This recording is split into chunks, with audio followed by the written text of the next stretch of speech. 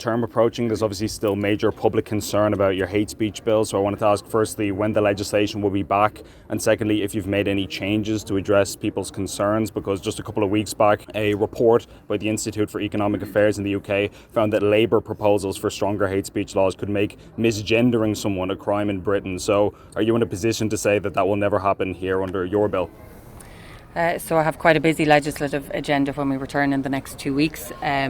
Bills that will be progressing at the initial stages are legislation around body-worn cameras, the Policing and Security Bill, which is integral to what we're doing here, making sure that that is passed by the end of the year.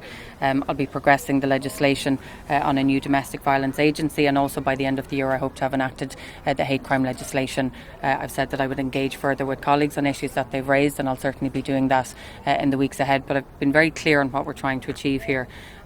We are introducing hate crime legislation for the first time, which does not exist in this country.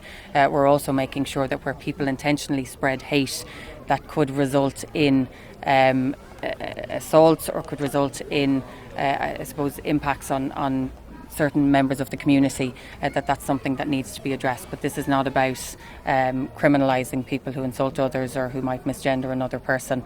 This is very clearly about introducing hate crime and hate speech legislation. So you'd be confident that nobody in Ireland will ever end up in court for misgendering somebody or something of that nature, that as I say, we're strengthening our hate speech legislation, and that there's reports just across the water that something like that could happen there under their plan. So again, I'm asking you, how confident would you be that that'll never happen?